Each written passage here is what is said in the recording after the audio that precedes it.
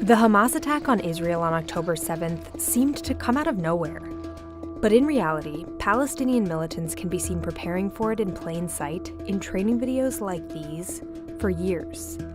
These videos, which were widely posted to social media, look nearly identical to the attacks on the 7th that killed more than 1,200 Israelis.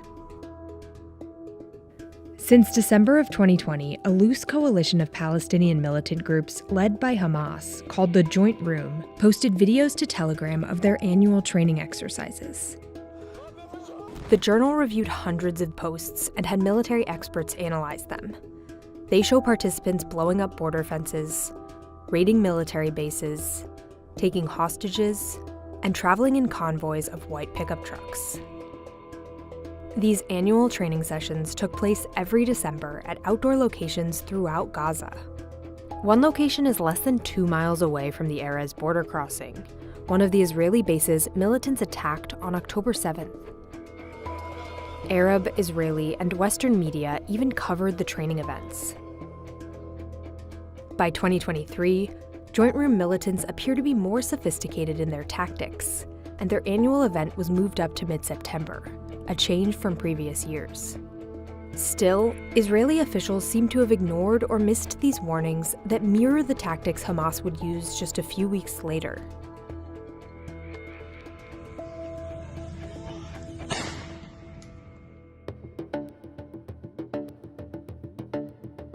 Perhaps the most sophisticated aspect of the October 7th attacks was Hamas's ability to breach the Israeli border fence.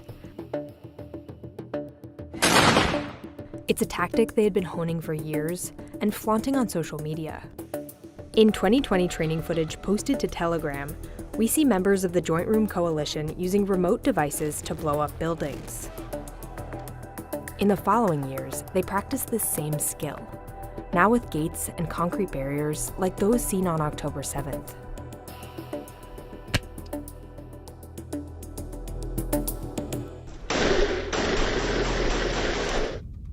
Once militants broke through the border on October 7th, they invaded a number of bases belonging to Israeli Defense Forces, or the IDF. Joint Room training footage shows Hamas and other Palestinian militants went to great lengths to perfect this tactic. They created mock IDF bases that featured watchtowers, domes,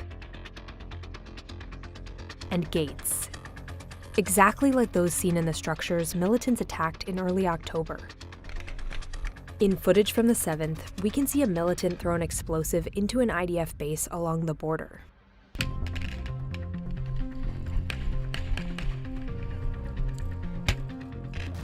We see them practice a similar maneuver in dozens of training videos since 2020.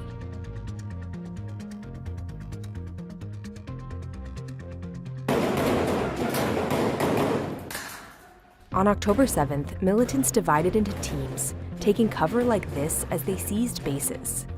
It's another tactic they drilled over several years. Analysts who watched this footage say that from 2020 to 2023, training participants gradually look more coordinated, evolving into SWAT-like teams that move and shoot like military infantry, much like we saw on October 7th.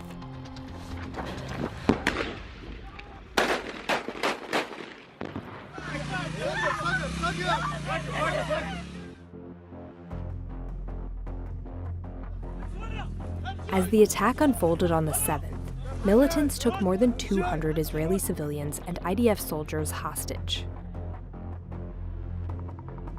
Here, at the 2020 Joint Room event, participants simulate seizing an Israeli soldier from a tank. The same tactic is repeated in 2021 exercises. And by 2022, it evolves into a group hostage-taking scenario.